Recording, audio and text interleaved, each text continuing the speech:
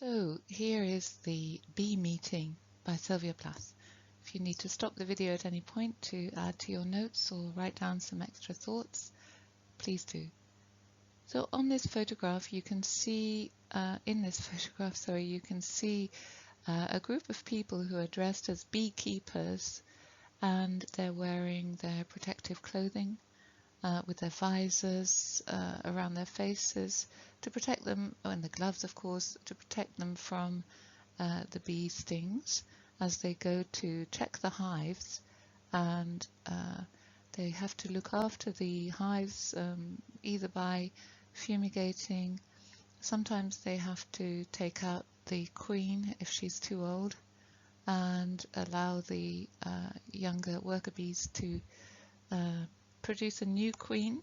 And so it's interesting to have some knowledge about beekeeping in order to understand the sequence of poems that Sylvia Plath writes in relation to the bees and the beekeeping that she got involved with in the village in Devon where she and Ted Hughes lived. And Ted Hughes had started to keep bees too, but of course that was neglected when the marriage broke down. So let's start the reading of the poem. So to know more about honeybees, you can follow the link at the top of this slide. But there are one or two facts that are interesting to make a note of at this point.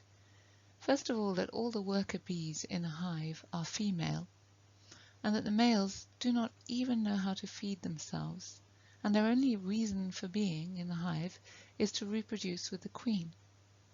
The males do not have a stinger, and they are kicked out of the hive in the autumn because there are no uses for them. Are there going to be any links between these facts and the poem, you ask yourselves? Well, you tell me. The other interesting fact here is that there's only one queen per hive.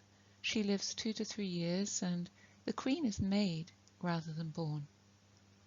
Worker bees will feed larva royal jelly for a certain period of time, and the royal jelly then is what creates the queen out of the larva. And I do encourage you to find out a bit more facts that might be useful for an interpretation of this poem. The Bee Meeting. Who are these people at the bridge to meet me? They are the villagers, the rector, the midwife, the sexton, the agent for bees. In my sleeveless summery dress I have no protection, and they are all gloved and covered. Why did nobody tell me? They are smiling and taking out veils tacked to ancient hats. I am nude as a chicken neck.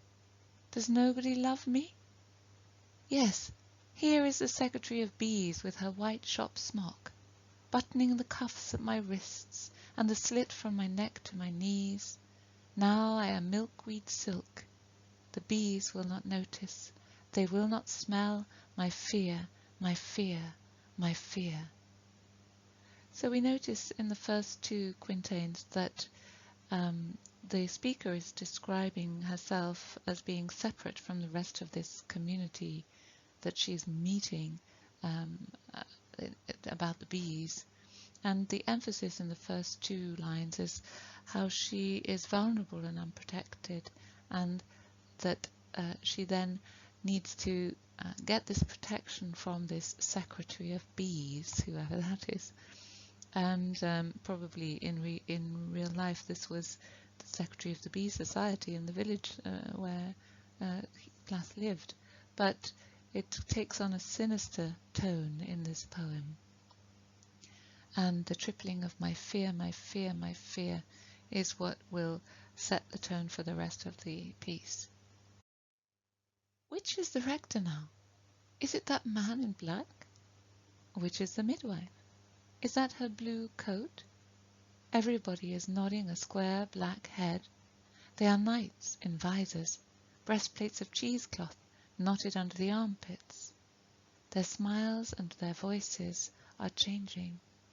I am led through a bean field. So notice the several questions at the start of the poem as well. All these question marks also add to this tone of bewilderment and confusion, a sort of loss of orientation. And also notice how the people in the village are referred to strictly by the roles they play. And it's a bit like the roles that the bees play in the hive. They don't have an individuality, they only have a role.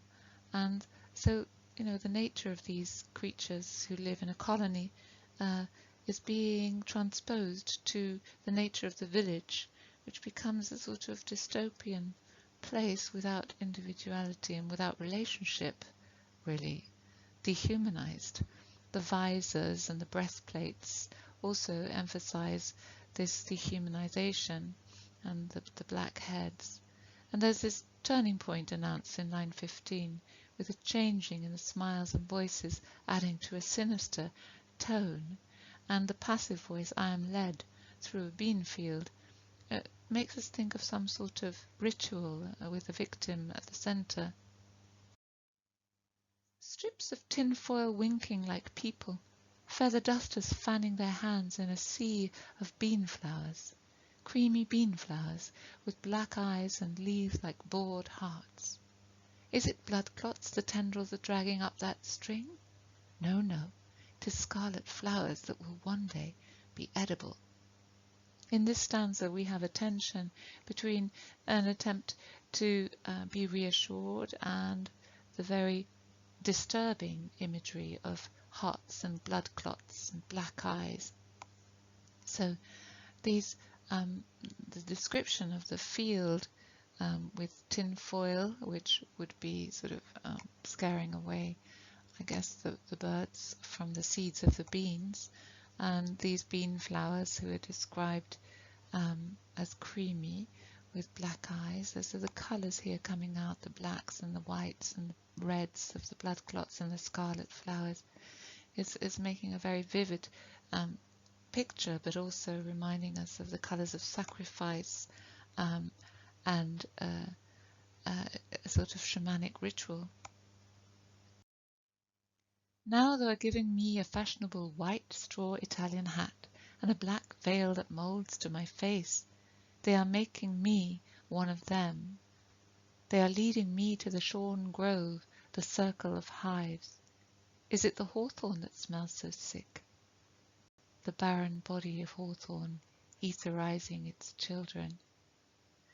Again, this sinister tone is continuing with the passive voice, making me, leading me. And the shorn grove is a strange way to describe how here the meadow has been cut, and the beehives are there in the meadow. But the idea of shearing is sort of like a sheep being shorn. Again, a sort of sacrificial lamb image here. And the hawthorn, which is this white flower that has this smell of slightly pungent smell, which she describes as a sick smell, and etherizing its children. This idea of ether is, of course, the chemical that was put on a cloth to make someone faint before an operation. So it was the equivalent of anesthetics in the day, in the 50s and 60s. So this idea of being etherized or anesthetized before an operation is again creating the suspense here. Is it some operation that is taking place? It is the surgeon my neighbours are waiting for, this apparition in a green helmet, shining gloves and white suit. Is it the butcher, the grocer, the postman, someone I know? So this stanza again continues with this bewilderment and this alienation and confusion from the community in which the speaker finds herself, and again a listing of the roles of people in the village and the question marks which emphasize that isolation of the speaker. The figure in the green helmet, the gloves and the white suit would probably be someone who's coming to fumigate the hive, but here we have a feeling that it's almost an alien being, and we could make a link here, couldn't we, with The Enemies by Elizabeth Jennings. I cannot run, I am rooted, and the gorse hurts me with its yellow purses, its spiky armory. I could not run without having to run forever. The white hive is snug as a virgin, sealing off her brood cells, her honey, and quietly humming. So in this stanza we have this feeling of being stuck, stasis, like a nightmare when you're being chased and you can't run.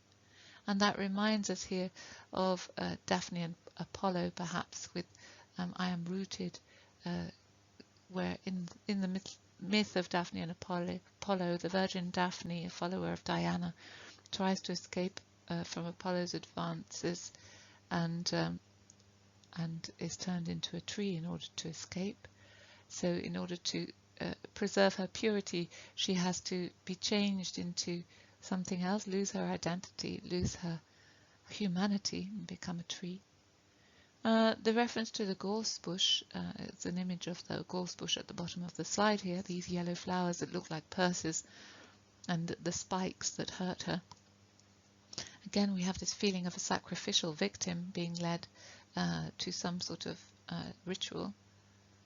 And the beehive is described as passively unaware, quietly humming.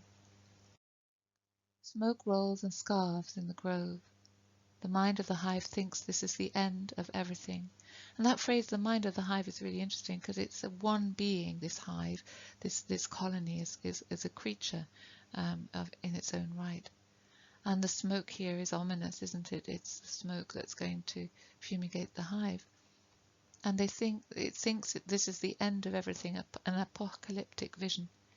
Here they come, the outriders on their hysterical elastics. The outriders are the worker bees, and the hysterical elastics describes the trajectory of the bee coming and going from the hive. And this image is quite terrifying with its speed. If I stand very still, they will think I am cow parsley, a gullible head untouched by their animosity. So the speaker here is trying to preserve herself by not moving and being almost like a statue. Not even nodding, a personage in a hedgerow. The villagers open the chambers. They are hunting the queen. Is she hiding? Is she eating honey? She is very clever. She is old, old, old. She must live another year, and she knows it. While in their finger joint cells, the new virgins dream of a duel. They will inevitably win. They will win inevitably. So this duel is the duel between, of course, the worker bees, the virgins, and their queen, who is getting old. Or is it the duel between the villagers and the bees? Well, who's going to win? Inevitably, well, if it's the worker bees, then it looks like it's the queen who will be the victim. A curtain of wax dividing them from the bride flight. The bride flight, is this the flight of the queen bee? The upflight of the murderess into a heaven that loves her. The queen bee who is no longer young and therefore no longer loved. Perhaps this is Plath relating to her own life experience of being no longer loved by Ted Hughes and having lost her usefulness in her role as queen bee, if she's relating herself to her reproductive role, perhaps with the babies being still young and Ted Hughes having left her. The villagers are moving the virgins. There will be no killing. The old queen does not show herself. Is she so ungrateful? An irony introduced perhaps here, that there is no killing, but nonetheless there is this grief that pervades this stanza of the murderess going into heaven, a heaven that loves her. I am exhausted, I am exhausted, pillar of white in a blackout of knives. I am the magician's girl who does not flinch. The villagers are untying their disguises. They are shaking hands. Whose is that long white box in the grove? What have they accomplished? Why am I cold? So the final stanza here, really mixing lots of imagery. The magician's girl who has to stand unflinchingly while the magician throws knives around her contours. Might be an image of the suffering that she has gone through as the wife of Ted Hughes. It reminds us also of the voyeurism of Lady Lazarus, the show, if you like. The disguises of the villagers. This word disguise is really interesting because it's this masking, isn't it, into a sort of an anonymous figure. They're shaking hands, but there's no connection here between the speaker and these people. And the final 3 questions without question marks shows a sort of resigned tone, a resignation to a fate, an inescapable fate, which seems to be that of death, with the long white box and the final word cold, and the exhaustion that's repeated at the start of this stanza, really evoking this finality, this death, this sacrifice. So the form of the poem, 11 quintains. Well, you know, it's again a long journey. The quintain, number 5.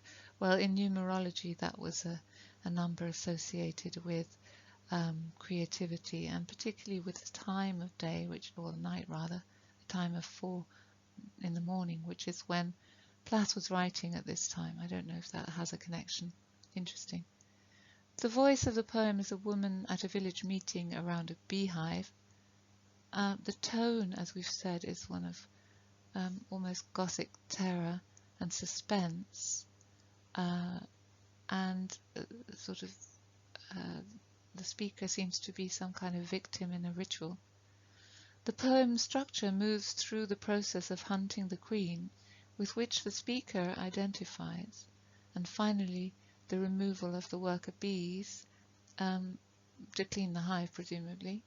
But this seems to be a move through a confusion towards a sort of sacrifice of the self. The themes, well, an individual versus society, an individual trying to escape social coercion, that seems to fit with our 1950s and 60s period. And so the speaker is immobilized by terror, and this contrasts with, you know, the stasis contrasts with the movement of the poem through the bean field towards the sacrifice, but this feeling of stasis in the image of being rooted and not being able to run, reminding us of Daphne and Apollo and this escape from the self. So this escape from the self is particularly an escape from the female self, and the queen bee and the worker bees are all female, so there is a gender issue being explored here as well.